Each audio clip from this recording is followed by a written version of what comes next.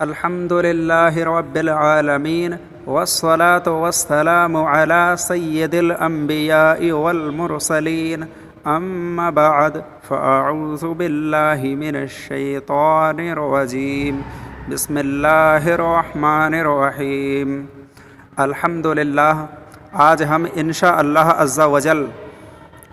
نجاست کے بارے میں آپ حضرات کی خدمت میں کچھ باتیں عرض کریں گے کہ نجاست کیا ہوتی ہے اور نجاست کی کتنی اقسام ہیں، اور نجاست اگر ہمارے بدن اور کپڑے پر اگر لگ جائے تو اس کا کیا حکم ہے۔ اسی طرح سے کہیں پر بھی نجاست وغیرہ لگ جائے تو اس کا کیا حکم ہے، اور اگر کون سی نجاست ایسی ہے جو ہمارے بدن یا کپڑے پر لگ جائے تو اس سے نماز ہی نہیں ہوگی، اور کون سی نجاست ایسی ہے جو ہمارے کپڑے اور بدن پر لگ جائے تو نماز تو ہو جاتی ہے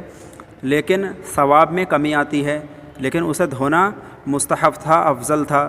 تو ہم اگر نجاستوں کے بارے میں اگر جان لیں گے تو ہم بہت ساری غلط فہمیوں سے بچ جائیں گے۔ تو نجاست دو طرح کی ہوتی ہیں، ایک نجاست حکمی اور دوسری نجاست حقیقی۔ نجاست حکمی اسے کہتے ہیں کہ وہ نجاست جو ہمیں نظر نہیں آتی ہے اور نہ ہی اس کی کوئی بو وغیرہ اسمیل وغیرہ بھی نہیں ہے، اور نہ ہی ہم اسے چھو کے پہچان سکتے، تو وہ نجاست حکمی ہے۔ جیسے بے وضو پن، تو اگر کوئی شخص بے وضو کی حالت میں ہے تو ہم کیا اس پر جو نجاست لگی ہوئی ہے تو کیا ہم اسے دیکھ کر پہچانتے ہیں، یا اس میں سے کوئی اسمیل وغیرہ آتی ہے، یا اسے ہم چھو کر جان لیتے ہیں؟ نہیں، کوئی نجاست ہمیں نظر نہیں آتی ہے، لیکن شریعت کہتی ہے یہ نجاست ہے، اسے دور کرو۔ اللہ تبارک و تعالیٰ فرماتا ہے یہ نجاست ہے، اسے دور کرو۔ اس لیے ہم وضو کرتے ہیں تو وہ نجاست دھل جاتی ہے، اور پھر ہم نماز کے قابل ہو جاتے ہیں اور قرآن پاک کو چھونے کے قابل ہو جاتے ہیں۔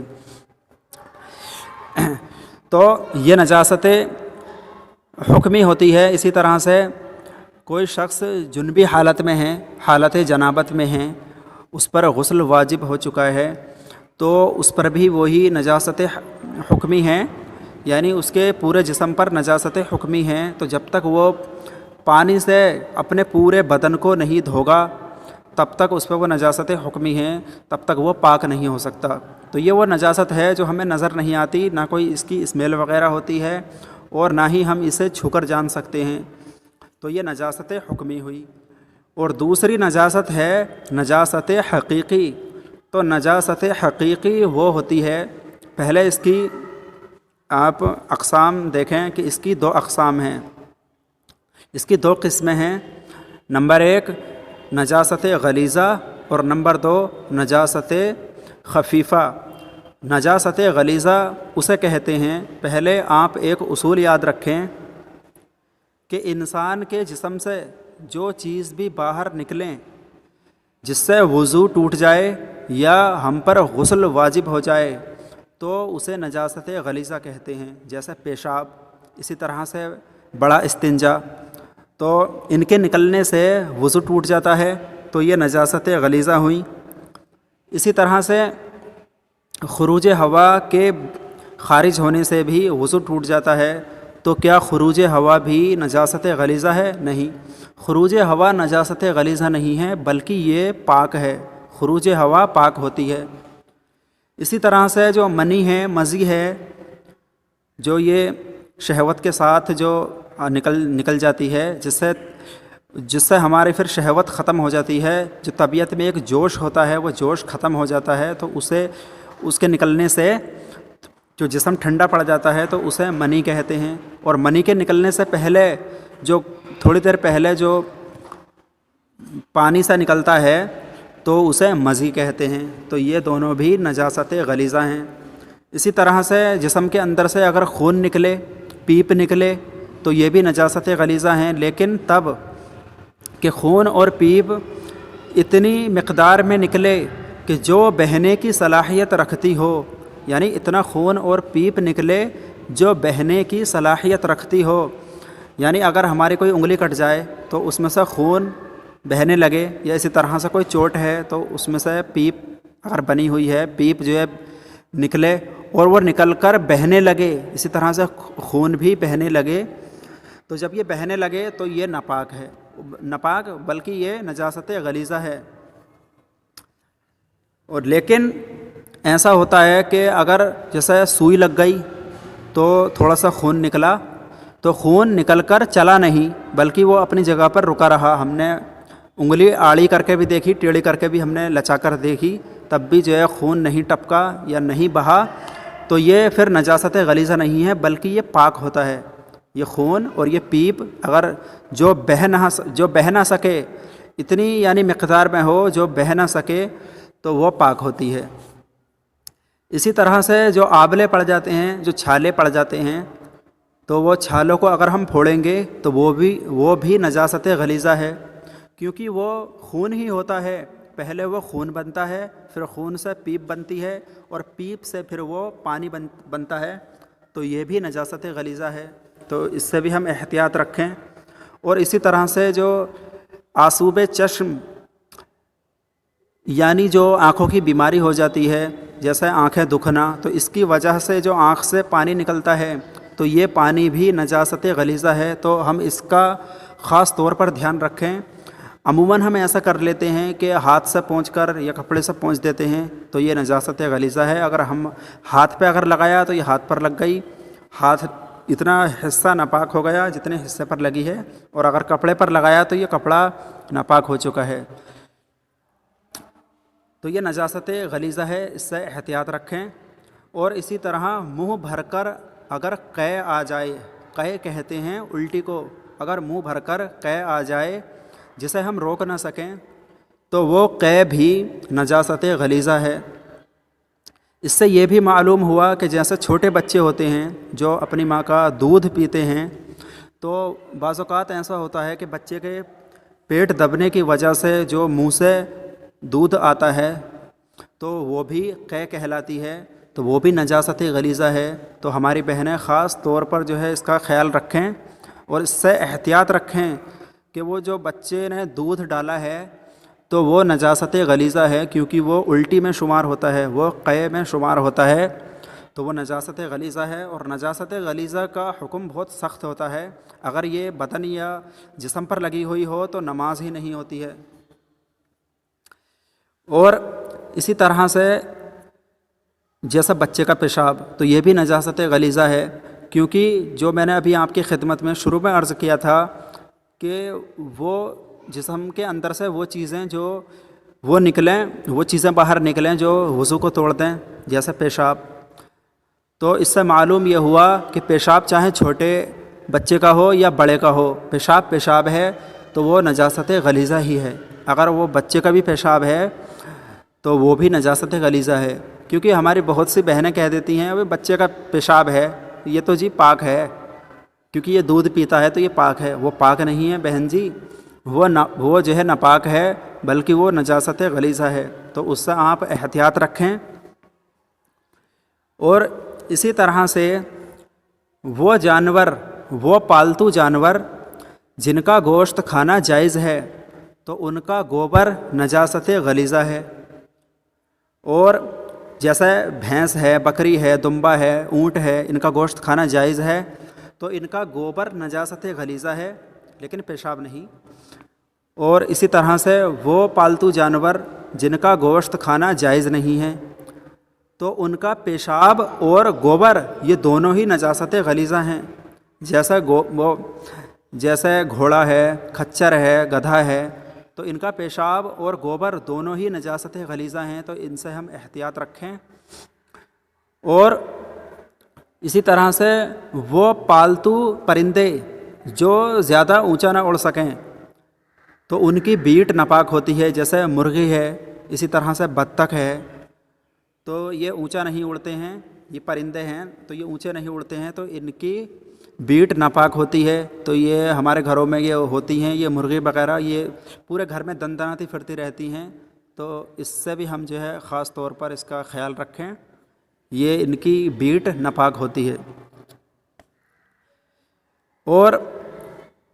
اور درندے، جو درندے جیسے شیر ہے، چیتا ہے اور باغ ہے، تو یہ سب یہ درندے ہوتے ہیں تو ان کا لعاب، ان کا تھوک جو ہے یہ نجاست غلیظہ ہوتا ہے۔ اور اسی طرح سے جو ہاتھی کے سونڈ میں سے جو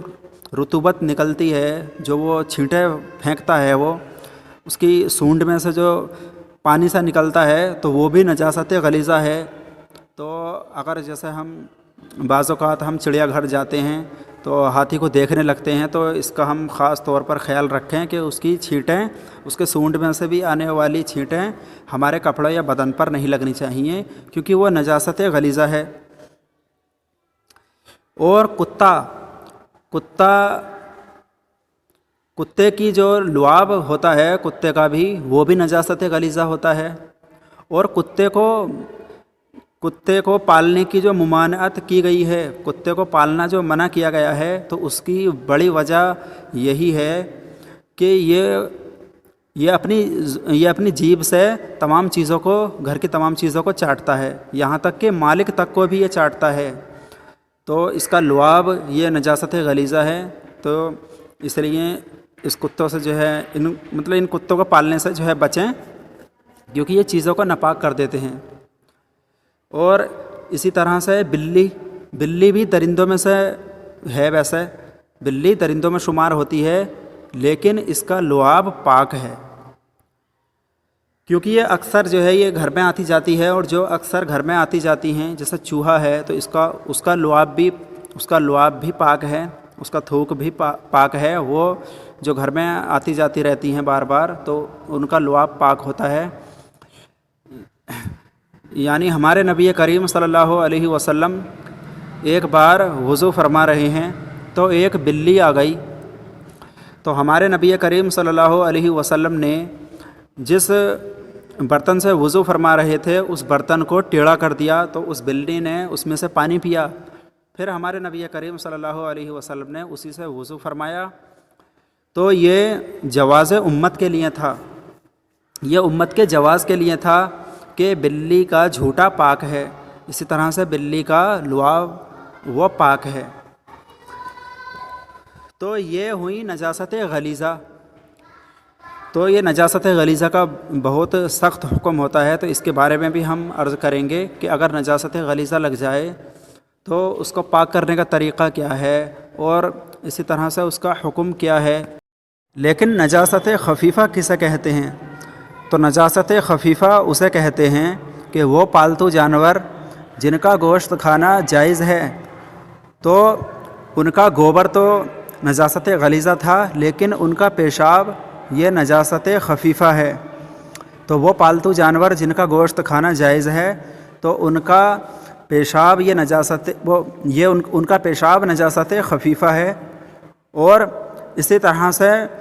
وہ شکاری پرندے جو اونچا اڑتے ہیں، جیسا کوا ہے، باز ہے، گدھ ہے، اسی طرح سے چیل ہے، تو ان کی بیٹ یہ نجاست خفیفہ ہوتی ہے۔ تو یہ نجاست خفیفہ ہیں۔ اور اب ہم پاک چیزوں کے بارے میں بھی جان لیں کہ پاک چیزیں کون کون سی ہوتی ہیں۔ تو جیسے وہ پالتو پرندے